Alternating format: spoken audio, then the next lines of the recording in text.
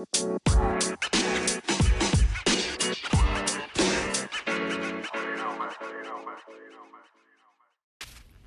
right, guys, welcome back to the podcast. Welcome back to Game and Compute. Here on this podcast, we talk about finances and about income and careers and side hustles. Today I want to talk some about a clip I saw of Stephan on Dave Ramsey's show. For those of you who might not know, excuse me. Wow, I'm sorry. I'm gonna be unfortunately having some little coughing and clearing my throat going on. I apologize. It's gonna be poor quality because of that, but I feel like I'd rather just get something posted. I don't know, like literally within the last 20-30 minutes, my throat just started getting really raspy and dry. I was drinking some tea. I put some MCT8 oil in it. I'm not sure if that's what is going on or, I don't know. So I'm kind of drinking water. Didn't sleep too early last night either. So I don't know, but I woke up fine. So I'm kind of not sure what's going on with my throat. Let's hope it improves, but sorry for the coughing. I'm sorry in advance. I know I wouldn't really want to listen to something with somebody coughing all up in it, but I'll try to keep it short because I'm coughing. But, so Stephan was recently on Dave Ramsey's, show. I usually tune into the YouTube version and, the videos get recommended to me. And so I was on there kind of watching, info about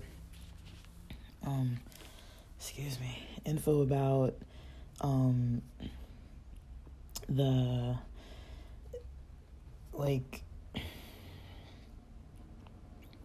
about Stephan.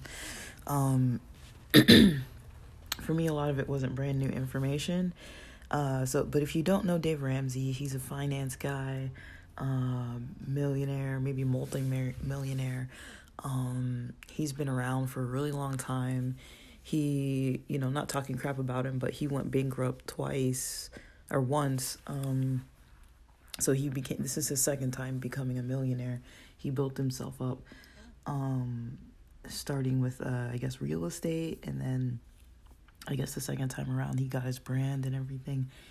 He usually urges people to live below their means and to learn how to pay off debt, to do what they can to get out of debt, taking as many jobs as people can to get out of debt, and then, investing, saving,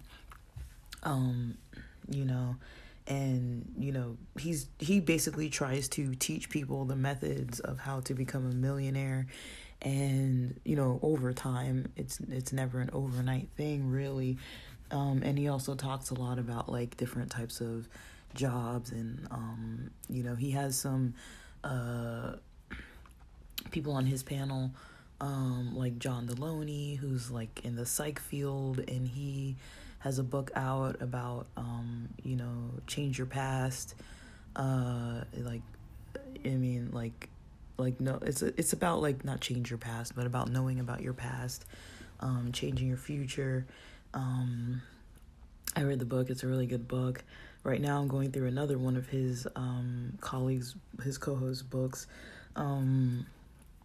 It's a career book, and that's by Ken Coleman. And Ken Coleman also has a podcast. He has a daughter that also has a podcast. John Deloney, I believe he also has a podcast. It's more mental health related. So a lot of these guys and women have kind of sparked off into their own directions, with a lot of content kind of more tailored towards their backgrounds. Ken Coleman talks more about careers, jobs, finding jobs, keeping jobs, what the job market looks like, kind of trends that are coming up, kind of debatable topics. And Stephan is a millionaire. He mentions, I think he's I think he's like 32, 33 right now. He mentions at 18 he got into real estate, as did Dave Ramsey. They both did at the same age, but like they're definitely years apart. Like Dave Ramsey's old enough to be Graham Stephan's parent, but Graham Stephan's on the younger end. He's a millennial, and he's self-made. He basically is really into saving a lot and getting discounts where he can, living very frugally, not really paying attention to the hype of like, okay, even if you have money, spending. He actually seems to almost have like a hobby out of like saving money. He kind of almost treats it like, I don't know if I would say like a game, but like he gets a lot of joy out of saving. He also gets a lot of joy out of working. He says that doing things like recording his podcast or like checking the stock market like are enjoyable for him. And on Saturdays, when the market's closed, he gets a little like, he wishes it was open, because he actually likes being involved with the market and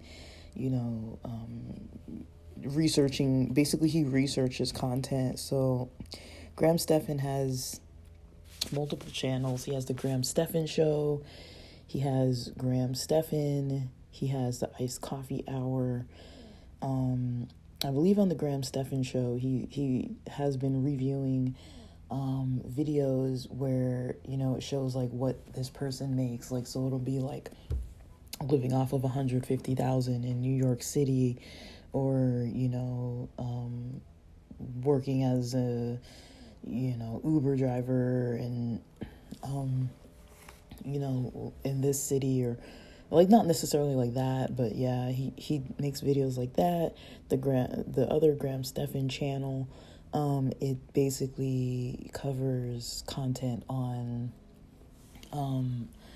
a lot of like economic research, like updated current research and recent news, not necessarily news headlines that you see, but more so like on the news channels, but more so news that you're gonna come across.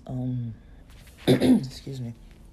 And like, changes with like credit cards, or changes with crypto, or changes with the stock market, and what's happening with the S&P, and like anything that's kind of like an update like that. He kind of does the research and gives an opinion in a way that's like based on the research. He kind of goes through like the costs and benefits of what he finds in the research, and not necessarily like his opinion.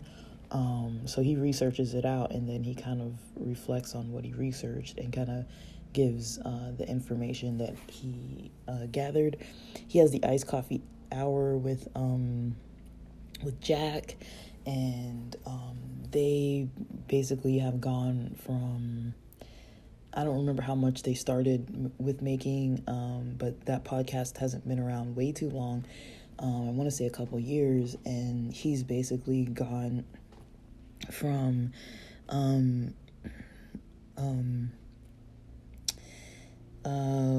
making like whatever amount they make. Like they say every episode, like at the beginning of the episode, they have their guest to guess how much has the podcast made so far up until that episode. And so they're over 200,000 right now. I want to say they're in like the 230 to 260 range in the past couple years. Now, one thing to maybe research would be maybe how he did that. I mean, if I think about it, I'm like, he's already got real estate streams of income. He's already got the two very other successful YouTube channels. I don't know if he has any other, I know he has his investments. I'm not sure how much of that money he uses for like, reinvesting back into, his projects. Well, I don't want to call them projects, like they're almost pretty much his lifestyle. But yeah, he talks about a little bit, like sometimes he mentions things like, drink coffee at home. Don't go out if you're, if it's not going to affect your mental health, just stay in, find things you could do inside that save money and not overspending past your budget, finding ways to save. So if you are going to go out, doing something like only getting water and getting appetizers, because they're usually pretty huge appetizers anyways, and they usually cost a little less than the main dish. I would recommend usually too, like, not splitting bills with people at all. If you can avoid splitting bills. One thing I've noted is if you bring cash, sometimes that gets you out of the complication of splitting bills. You don't want to split bills with people who are really pricey in their habits. You'll end up spending like $60 for some tea and fries. It's like you might as well, just pay out of pocket for your own $20 of French fries. With inflation, like literally. That's kind of how it is after tax and tip, Thank you, California. But it's he talks about things that I would say can be tips and tricks for people. But mind you, it's a slow game. It's not about like, okay, day trading or like flipping this like real quick.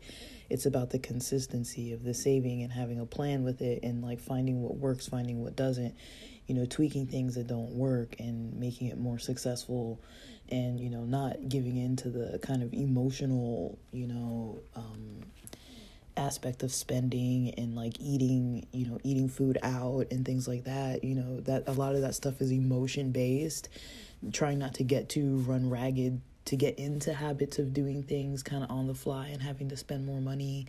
Those are kind of things that I've kind of learned from these guys that I would recommend, for people who are maybe struggling financially. That's kind of an aspect to go look at. I'm not blaming people for their financial issues, but it's like, in this economy, if you can save like $20, when I have coffee, I get coffee at, I try to get the, it's like usually like $3-something, like a big coffee, even like reducing my caffeine intake just to save money on coffee, because it can become a daily expense, things like that. But I hope this is helpful, and thanks for listening. And also go check out Dave Ramsey and Graham Stephan, if you feel like it. And also, Graham Stephan has the Stephamily, I think, and he also has a Patreon, I think. Those are two of his projects I haven't really invested too much time and energy in. But he posts, between all of that stuff, he posts almost daily, and so he has a lot of content. Dave Ramsey's another one who posts just about daily. On occasion with Dave Ramsey, you're going to see some repeated, like, rerun episodes, and they'll usually list, if it's not live, they'll usually list, like, okay, this is from, like, November of 2020 or something like that. And then also throughout the day, he has his team posting clips of past episodes for people to listen to, just to get like a piece of information, like one structured area of information that they can kind of listen to.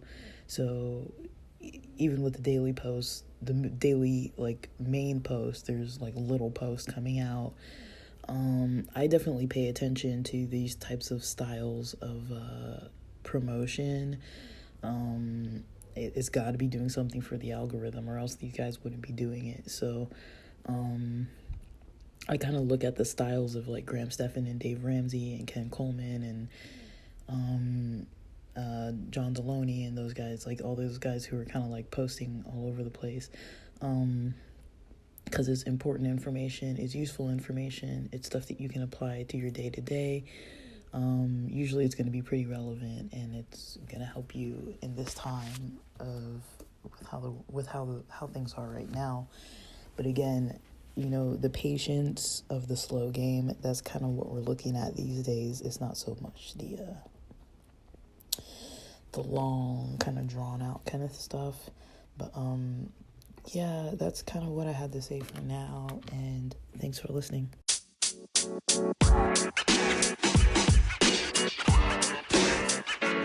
You know, man.